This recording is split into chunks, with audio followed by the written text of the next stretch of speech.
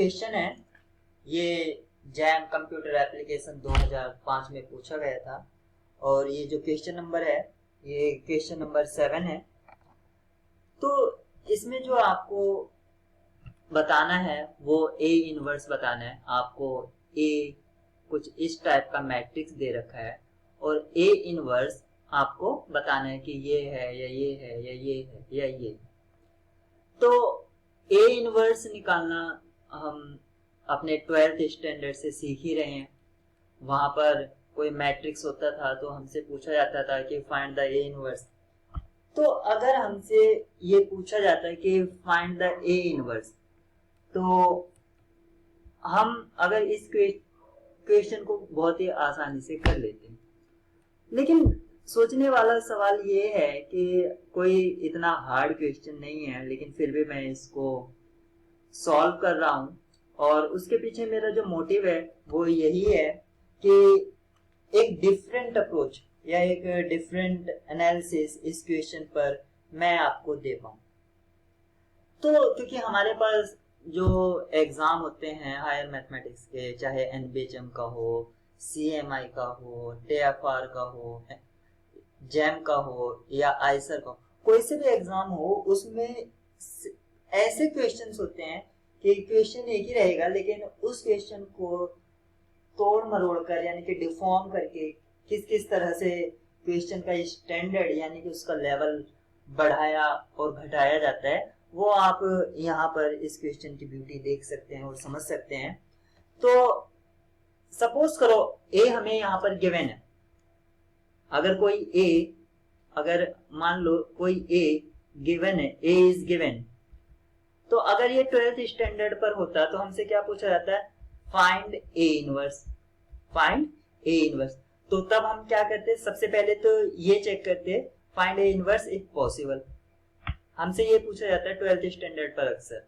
तो सबसे पहले हम इसका डिटरमिनेंट निकालते। अगर इसका डिटरमिनेंट 0 आता तो हम ए इनवर्स कैलकुलेट ही नहीं कर पाते क्योंकि ये इन्वर्टिबल मैट्रिक्स नहीं होता। अगर इसका नॉन जीरो आया था तो ये इन्वर्टिबल होता और फिर हम इसका ए इनवर्स कैलकुलेट करते।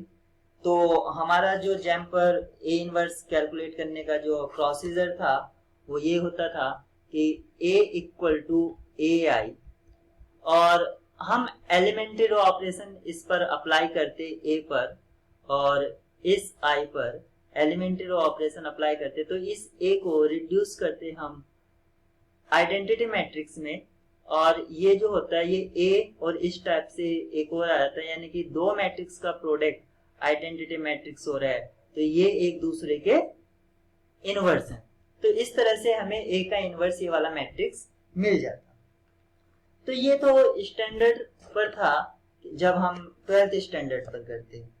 तो अब अगर हम इस क्वेश्चन का लेवल थोड़ा सा और बढ़ा दें, तो जैसे कि हमें यहाँ पर ए गिवन है और हमसे पूछा जाए कि ए इनवर्स इज, और जैसा कि यहाँ पर ऑप्शन से दे रखा है, तो अगर हमें नहीं पता है कि इसका कोई शॉर्टकट वे हो सकता है या नहीं हो सकता है, तो हम अगर सफिशिएंट टाइम, सपोज करो ये लास्ट क्वेश्चन है, हमें कुछ नहीं आता है, तो अगर इस तरह से प्रोसीड करेंगे तो क्योंकि बहुत ही टाइम कंज्यूमिंग क्वेश्चन ही हो जाएगा। लेकिन अगर हाँ हमारे पास सफिशिएंट टाइम है या हम प्रैक्टिस कर रहे हैं तो बिना किसी शॉर्टकट वे के भी हम इसको सॉल्व कर सकते हैं। क्या कर सकते हैं कि एक एक ऑप्शंस को चेक कर सकते हैं। हम ए इनवर्स निकालेंगे और फिर -2a यानी कि a को 2 से मल्टीप्लाई करेंगे और फिर देख लेंगे ये जो मैट्रिक्स आएगा इस तरह से, और a के साथ मल्टीप्लाई करेंगे तो क्या आइडेंटिटी मैट्रिक्स बन रहा है। ऐसे ही इसके साथ इसको सॉल्व करते हैं अलजेब्रिकली और फिर इसके साथ ऑपरेट कराते, जो फाइनल मैट्रिक्स आती, अगर हमें आइडेंटिटी मैट्रिक्स मिलता तो हम कह देते हाँ कि जिसके साथ ये मैच कर जाता तो हम कह सकते थे कि हाँ ए इनवर्स ये है। ठीक है, अब यहाँ पर हमने किसी थ्योरम को अप्लाई नहीं किया है तो तब भी हम निकाल पा रहे थे।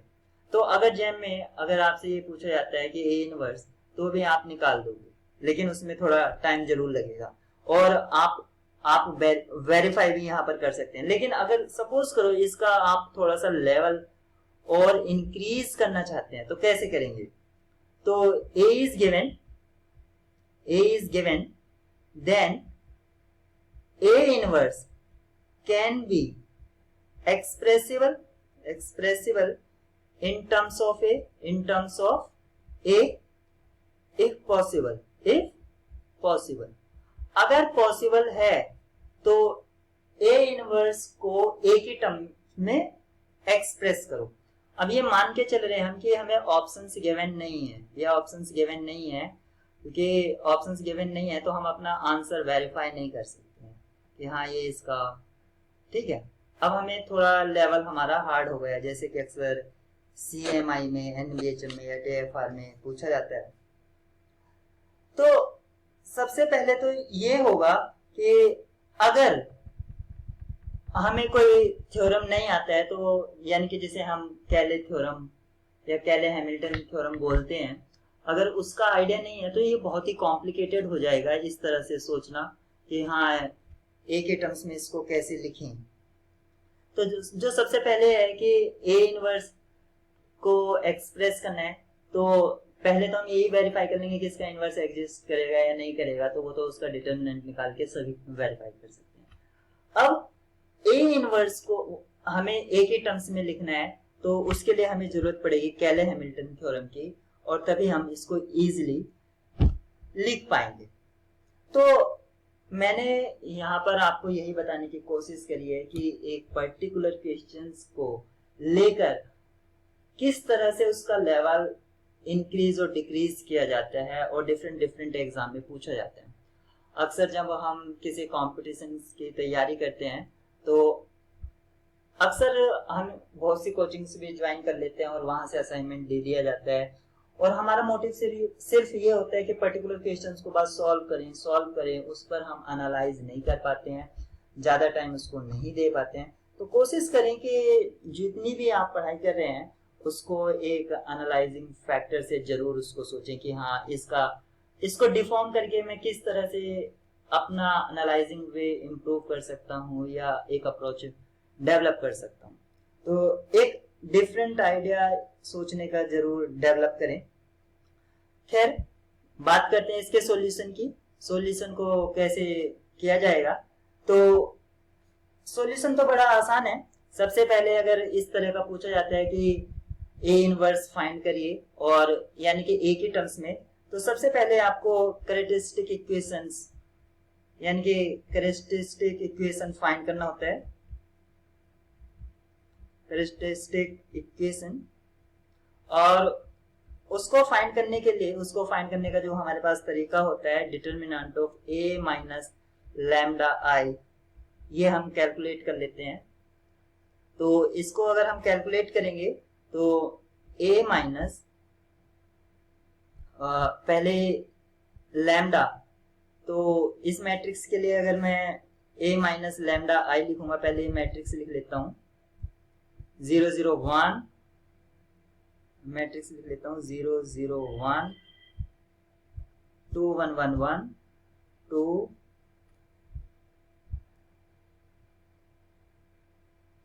2 1 1 और 1 1 1। तो ये हमारी मैट्रिक्स है।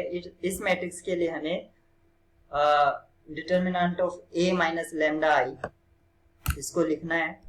इसका ए माइनस लैम्डा आई लिखेंगे तो यानी कि जो आइडेंटिटी मैट्रिक्स है उसको लैम्डा से मल्टीप्लाई करेंगे तो जो डायगोनल एलिमेंट्स है वो लैम्डा लैम्डा हो जाएंगे, और ए माइनस लैम्डा आई करेंगे तो इसका मतलब ये है कि जो डायगोनल एलिमेंट्स है उसमें से लैम्डा माइनस कर देंगे, बाकी जो एलिमेंट्स हैं वो सेम रहेंगे। तो जो ए माइनस लैम्डा आई इसका जो डिटरमिनेंट होगा वो होगा minus lambda 2 1 0 1 minus lambda 1 1 1 1 minus lambda, इसका डिटरमिनेंट। अब इसका डिटरमिनेंट सॉल्व करेंगे तो इसको मैं रो 1 के अकॉर्डिंग एक्सपेंड कर देता हूं। तो लैम्डा 1 माइनस लैम्डा का होल स्क्वायर माइनस 1, और ये 0 हो जाएगी सेकंड टर्म, लास्ट वाली टर्म ले लेंगे प्लस 1 2 माइनस 1 माइनस लैम्डा, क्योंकि माइनस है तो ये प्लस लैम्डा हो जाएगा, equal to 0। A minus lambda I, क्योंकि कैरेक्टरिस्टिक इक्वेशन निकालना होता है तो इक्वल टू 0 पुट कर देते हैं। तो ये हो गया माइनस लैम्डा, और ये आएगा हमारा 1 प्लस लैम्डा स्क्वायर माइनस के 2 टाइम्स लैम्डा माइनस 1, और ये हो गया हमारा 2 माइनस 1 1 प्लस लैम्डा, ये हो गया 1 प्लस लैम्डा इक्वल टू 0। अब इसको सॉल्व कर लेते हैं, तो ये आ जाता है minus lambda cube plus 2 lambda square, और ये plus lambda plus 1 plus lambda equal to 0। तो मैं डिक्रीजिंग पावर्स में लिख लेता हूं, तो minus lambda cube plus lambda minus lambda cancel out हो गए, 2 lambda square plus lambda plus 1 equal to 0। तो minus lambda cube plus 2 lambda square plus lambda plus 1, ये मेरा कैरेक्टरिस्टिक्स इक्वेशन आ गया है। और कैले हैमिल्टन थ्योरम ये कहती है कि मैट्रिक्स जो है वो कैरेक्टरिस्टिक इक्वेशंस को सेटिस्फाई करता है।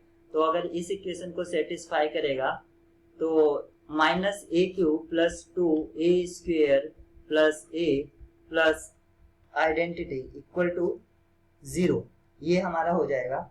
अब क्योंकि हमें ए इनवर्स फाइंड आउट करना था, तो ए इनवर्स कब आएगा, जब हम इसको इक्वेशन को, क्योंकि यहाँ पर आइडेंटिटी मैट्रिक्स है, तो अगर मैं इस इक्वेशन को ए इनवर्स से मल्टीप्लाई करा दूंगा, क्योंकि ए इनवर्स एग्जिस्ट कर रहा है, तो यहाँ पर ए इनवर्स आ जाएगा, और बाकी के सारे टर्म्स को दूसरी साइड ट्रांसपोज कर दूंगा।